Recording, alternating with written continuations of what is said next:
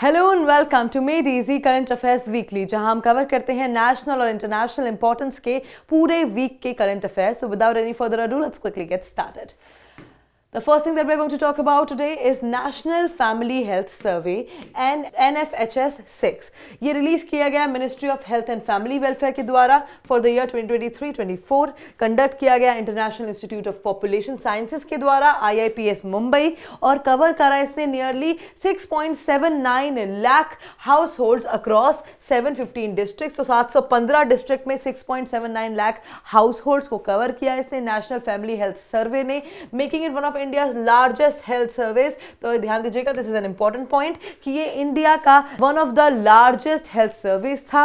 Provide किया इसने crucial data on population, किस पे क्या पॉपुलेशन है, कैसी हेल्थ है, कैसा न्यूट्रिशन है फैमिलीज में, और मैटरनल केयर कैसी होती है, ठीक है, चाइल्ड वेलफेयर कैसा है, और फैमिली प्लानिंग कैसी है. तो ये सारी डेटा पे ये जो है नेशनल फैमिली हेल्थ सर्वे इस सारे मुद्दों पर देखा और हमें एक डेटा प्रोवाइड किया. इंस्टीट्यूशनल डिलीवरीज इंक्रीज करी गई 88.6% से लेकर 90.6% तक. इंडिकेट करा improved access to health care facilities, मतलब घरों में बेटर हेल्थ केयर फैसिलिटीज पहुंच रही हैं, एक्सेस है, बढ़ रहा है, 88 से 90% हो चुका है.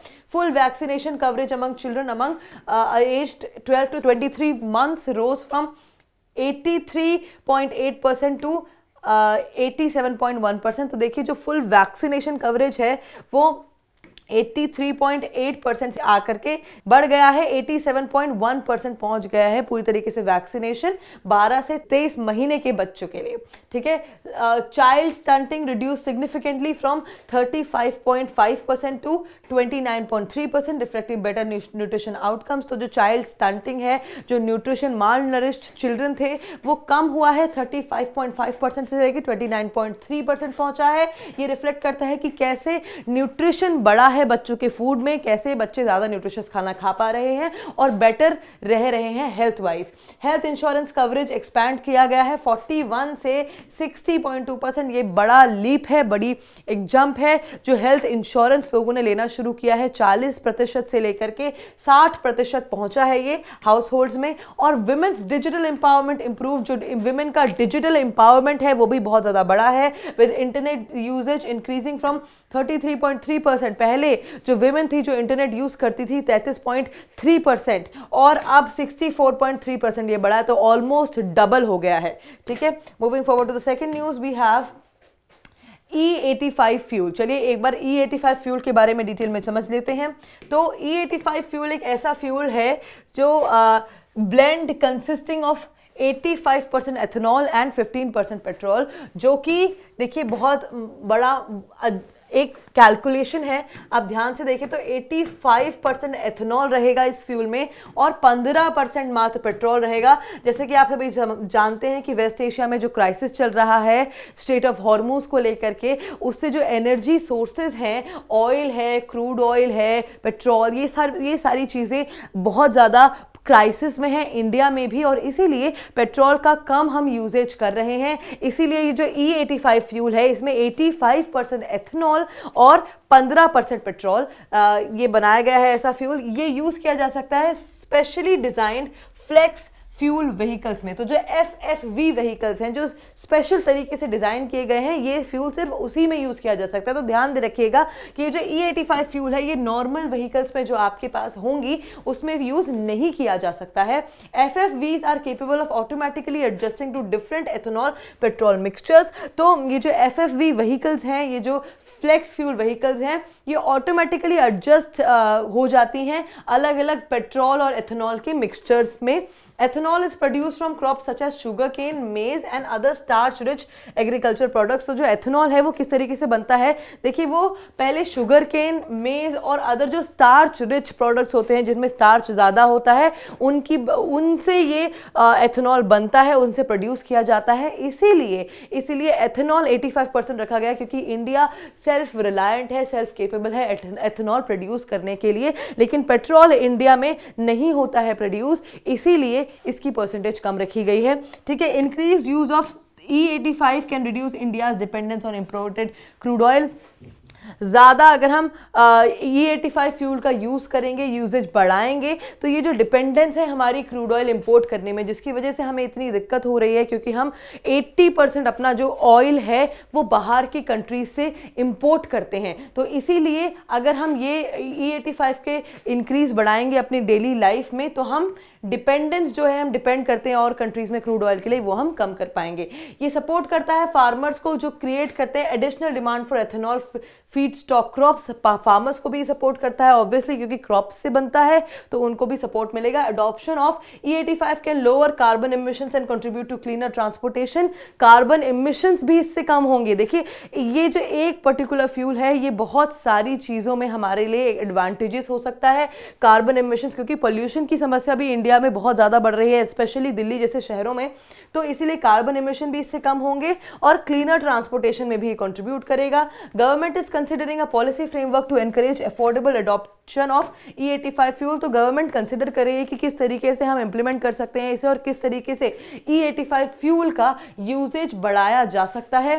The initiative aligns with India's goals of energy security, environmental sustainability and rural development. ये इनिशिएटिव अलाइन करता है इंडिया के जो गोल्स हैं, जैसे energy security, environmental sustainability and rural development से। ठीक है, moving forward to the third topic, that is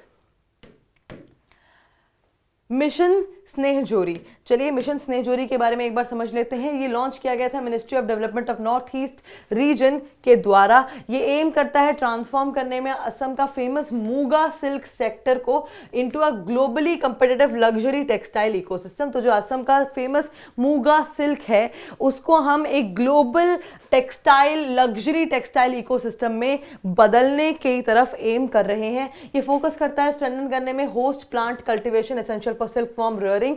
तो हम इसमें जो इनिशिएटिव है, इसमें हम क्या करेंगे, हम ऐसे प्लांट्स को उगाएंगे जिसमें वो सिल्क वॉर्म आता है, वो वॉर्म आता है सिल्क वॉर्म, जो ये सिल्क प्रोड्यूस करता है, मूगा सिल्क।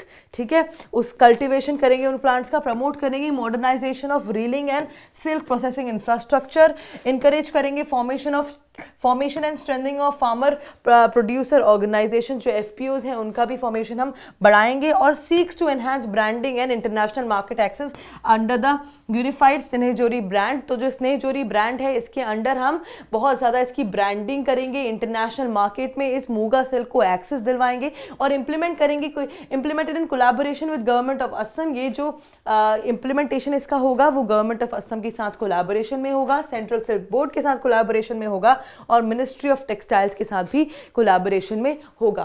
सपोर्ट करेगा ये employment generation and income enhancement for silk farmers and artisans. तो असम के जो सिल्क फार्मर्स और आर्टिसंस हैं, उनमें और ज़्यादा एम्प्लॉयमेंट बढ़ेगा, जनरेट करेगा, क्योंकि देखिए ज़्यादा अगर मूगा सिल्क का जनरेशन होगा तो डेफिनेटली फार्मर्स के लिए और ज़्यादा जॉब्स होंगी और ज़्यादा एम्प्लॉयमेंट जनरेट किया जाएगा। हेल्प करेगा प्रिजर्व करने में, प्रमोट करने में unique heritage of Assam's golden muga silk. तो डेफिनेटली जैसा कि आप सभी जानते हैं कि India is heritagely culturally very rich, तो ये हम प्रिजर्व कर सकते हैं असम का जो गोल्डन मूगा सिल्क का हेरिटेज है, ये पूरे इनिशिएटिव के द्वारा। Moving forward, let's talk about the fourth topic, that is national panchayat award 2025।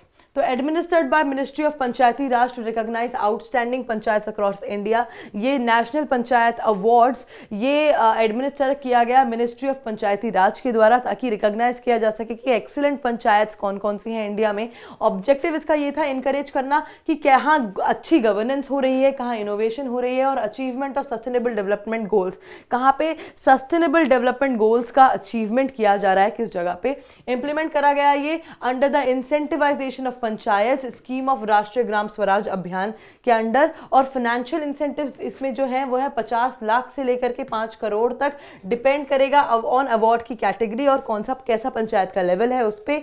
Major award category जो इसमें है वो है दीनदयाल उपाध्याय पंचायत सतत विकास पुरस्कार, नानाजी देशमुख सर्वोत्तम पंचायत सतत विकास पुरस्कार। ये जो कैटेगरीज है ये मेजर कैटेगरीज है इसमें, और ये इनकरेज करेगा healthy competition among local self government institution. जो लोकल सेल्फ गवर्नमेंट इंस्टीट्यूशंस होते हैं, जो लोकली अपनी खुद ही गवर्नमेंट चलाते हैं, पंचायती राज जैसे इंस्टीट्यूशन, इनमें अगर एक हेल्दी कंपटीशन होगा तो दोनों ही जगह पे अच्छा डेवलपमेंट होगा और अच्छा सस्टेनेबल डेवलपमेंट भी होगा। Karnataka secure the highest number of awards, that is 6, followed by Andhra Pradesh Pradesh and Orissa. सबसे ज़्यादा जो अवार्ड जिस स्टेट को मिले हैं वो है कर्नाटका, उसके बाद आंध्र प्रदेश और फिर उड़ीसा। ये प्रमोट करता है इंक्लूसिव डेवलपमेंट, ट्रांसपेरेंसी और ग्रास रूट्स डेमोक्रेसी को। ठीक है, now let's talk about the last topic for today, that is national e विधान एप्लीकेशन नेवा। तो रिसेंटली नेशनल ई विधान एप्लीकेशन जो है नेवा, वेस्ट बंगाल ने उसे साइन किया है। ये एक डिजिटल प्लेटफॉर्म है जो डिज़ाइन किया गया है स्टेट लेजिस्लेचर्स को डिजिटलाइज करने में। देखिए पेपर वर्क सारा इसमें जो लेजिस्लेटर्स का और यूनियन टेरिटरीज की असेंबली का पेपर वर्क होता है वो सारा डिजिटलाइज करने का एक इनिशिएटिव है। और इसमें ये 44 mission project mode projects under digital India programme के अंडर आता है।